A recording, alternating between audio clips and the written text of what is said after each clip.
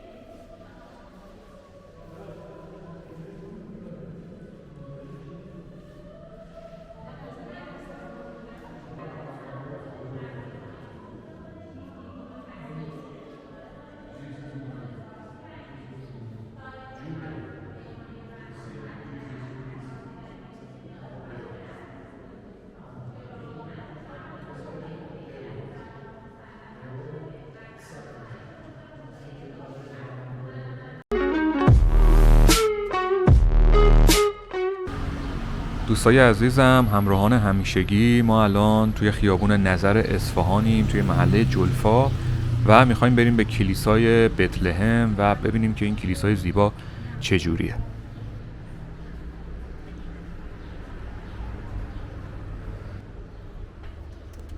قیمت بلیت این کلیسا برای ایرانی ها نفری 20,000 تومنه و برای توریست های خارجی الان که دارم این ویدیو رو میگیرم نفری 150,000 تومنه که میشه حدود $3. کلیسای بتلهم در دوره صفویه و زمانی که اصفهان پایتخت ایران بوده ساخته شده.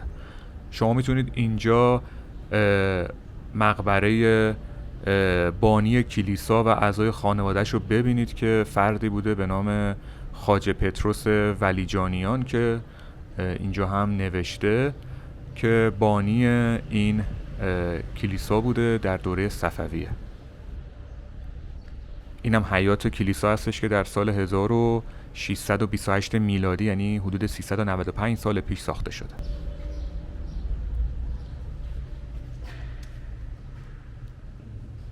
و این هم کلیسای بتلهم که فوق‌العاده زیباست. کلیسای بتلهم از نظر نقاشی‌های دیواری میتونم بگم با شکوه ترین کلیسای اصفهانه و روزنامه دیلی تلگراف هم توی یکی از مقاله هاش این کلیسا رو جزو 23 کلیسای زیبای جهان دونسته و یکی از آثار بی‌نظیر تاریخی ایرانه.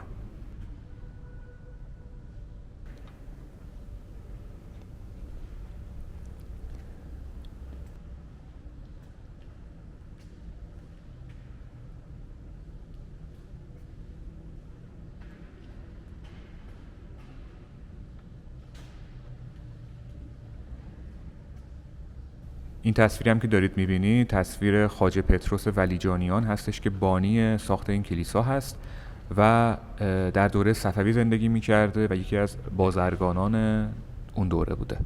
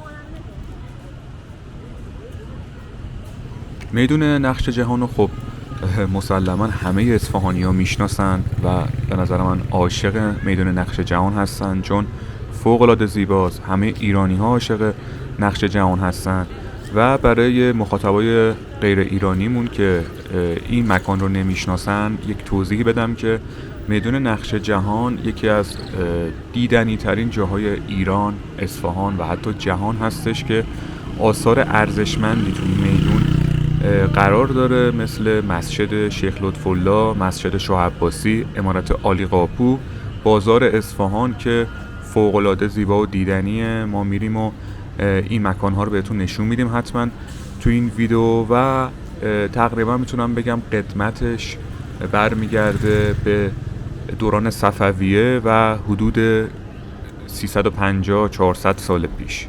حالا ما کم کم داریم میرسیم به میدون نقش جهان و اینکه بریم و یک گشتی تو این میدون زیبا بزنیم.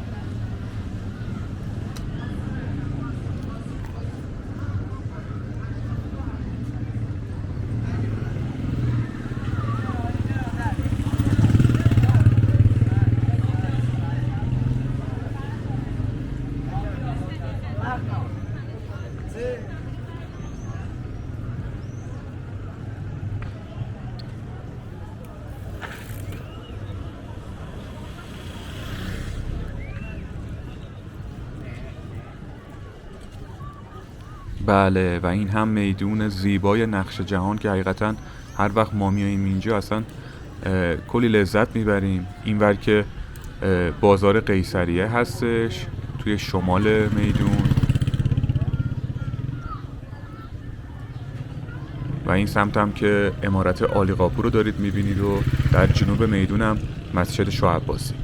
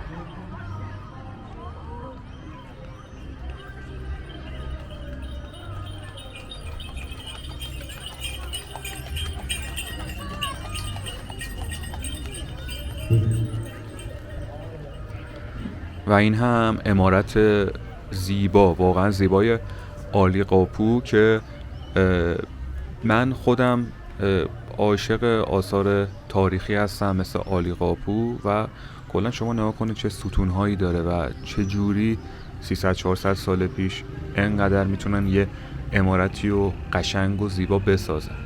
ما از عمارت عالی قاپو هم ویدیو داریم کامل که اگه ندیدید میتونید برید سرچ کنید تو کانال و قشنگ عمارت عالی قاپو رو تو اون ویدیو ببینید.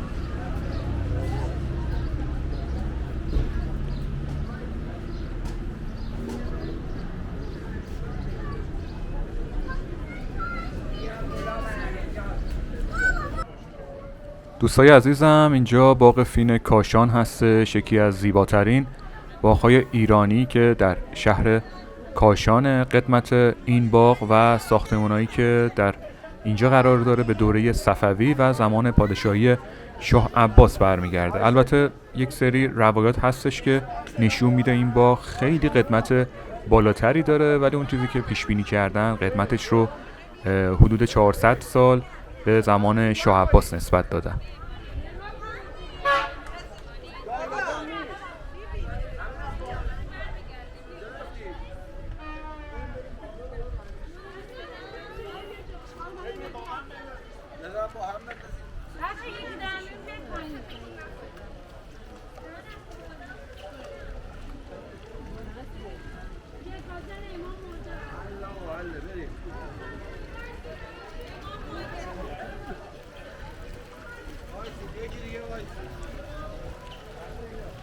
یک سری از این درخت‌ها که اینجا می‌بینید قدمتشون 300-400 سال هستش و شناسنامه دارن، رو هر کدومشون قدمتشو زده. مثلا این درخت که الان دارید می‌بینید 103 سال سن داره و جزو یکی از جوان‌ترین درخت‌های این باغ به حساب میادش.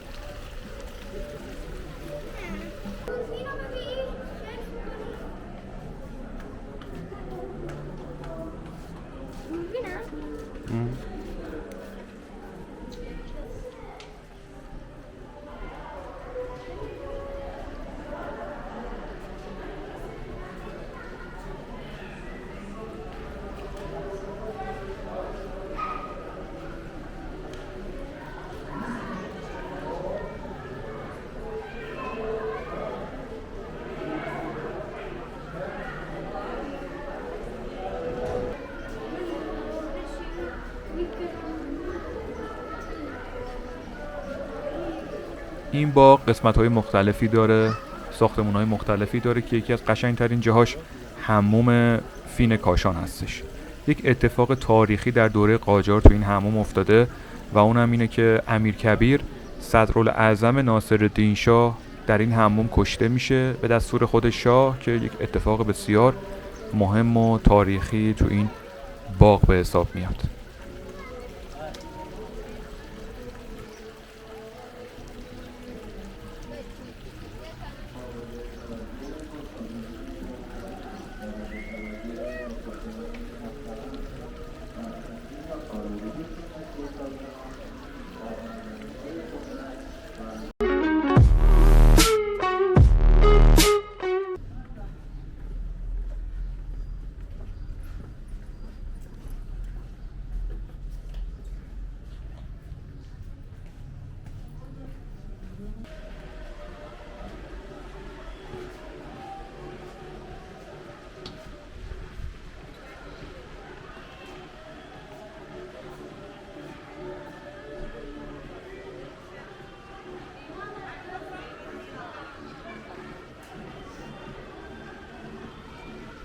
این هم داخل خانه تاریخی و زیبای طباطبایی ها که به این خونه میگن عروس خانه های تاریخی ایران.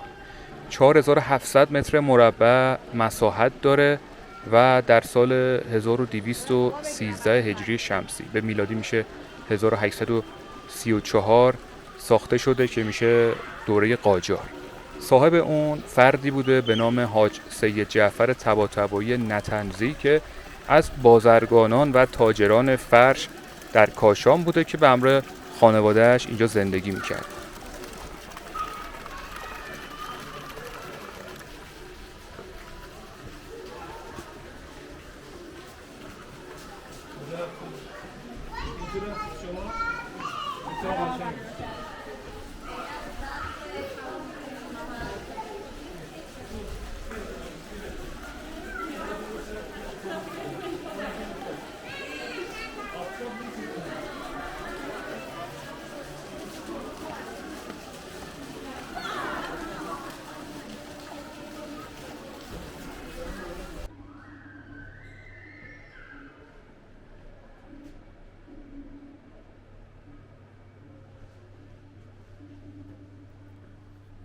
اینجا اتاق پنجدری بهش میگن یا اتاق مرکزی که محل زندگی خود آقای طباطبایی و همسرش بوده. نقش و نگار خاصی نداره ولی نوع طاق اون و اینکه هم به حیات اندرونی و بیرونی همون حیات اصلی اشراف کامل داره، از این نظر اهمیت زیادی داره.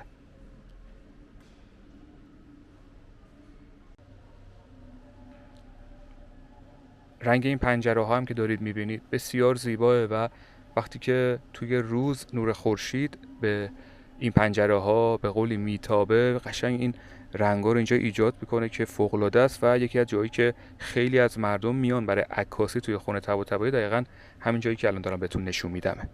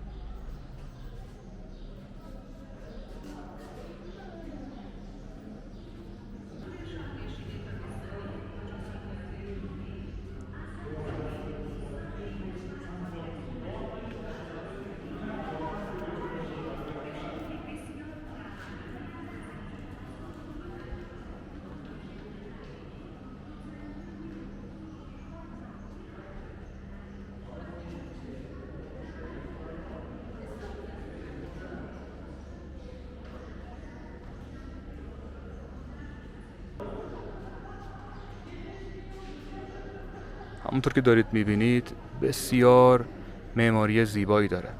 تو ساخت این خونه گفته میشه که بیش از 150 بنا و معمار نقش داشتن و همکاری کردن با هم دیگه که معروف ترین اونها یک معمار معروف به نام علی مریم کاشانی بوده که خیلی از آثار تاریخی ایران رو ایشون معماری کرده و وقتی که به اینجا بیاین واقعا خودتون از نزدیک اگه بخواید ببینید یه شکوه عظمت خیلی جالبی داره.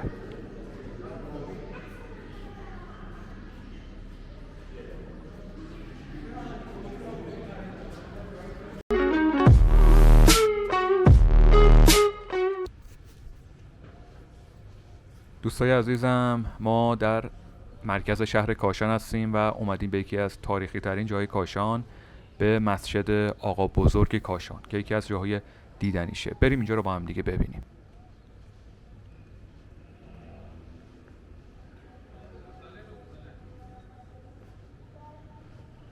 این مسجد در اوایل سلطنت ناصرالدین شاه قاجار ساخته میشه با هزینه مردی نیکوکار به نام محمد تقی خانبان و پسرش که تقریبا میتونم بگم اتمام سال ساخت این مسجد رو سال 1222 هجری شمسی یا به میلادی 1844 تخمین زدن که میشه تقریبا حدود 180 سال پیش.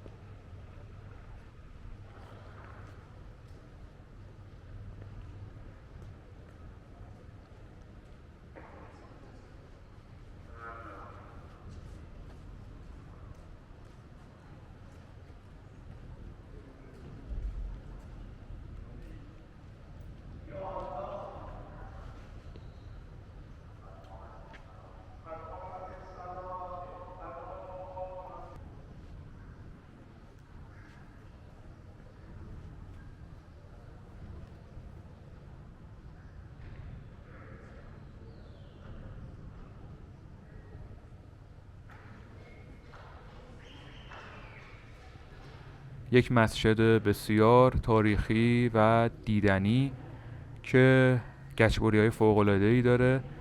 من بهتون پیشنهاد میکنم اگر به شهر کاشان اومدید حتما این مسجد رو ببینید، خیلی نزدیک به جاهای دیگه دیدنی کاشانه.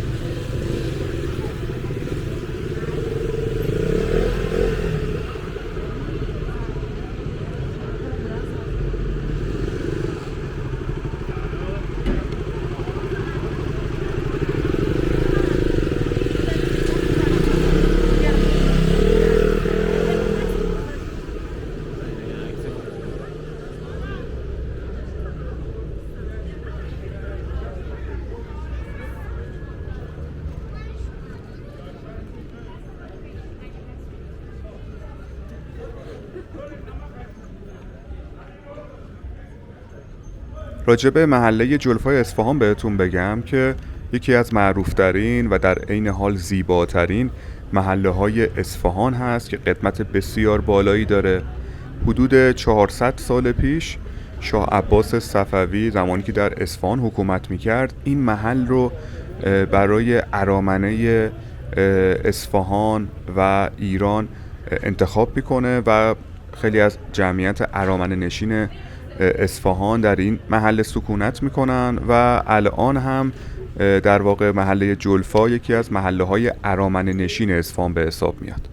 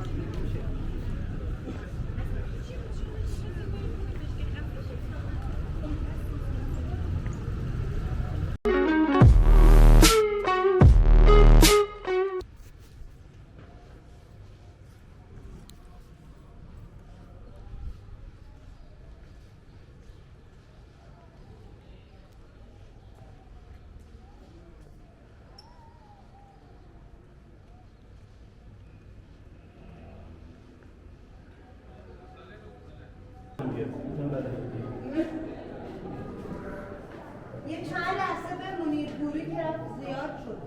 خیلی طولانیه؟ یه چند لحظه. دوستان بفرم، من فکر کردم محبت آب انبار داره میپکه. بفرم.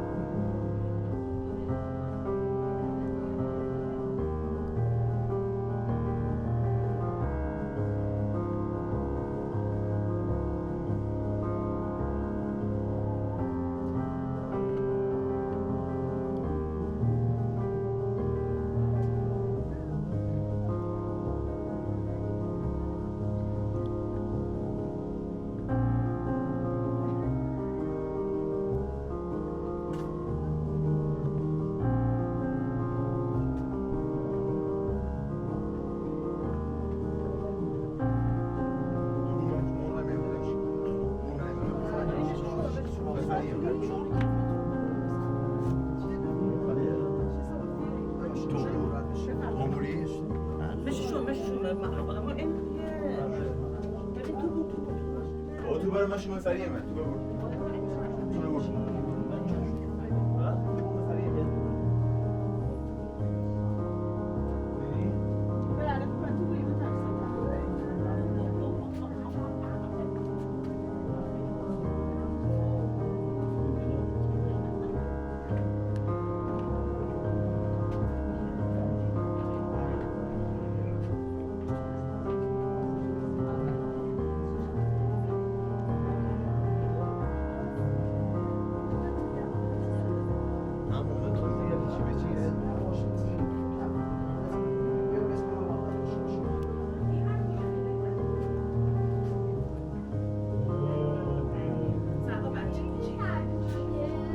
بچه‌ها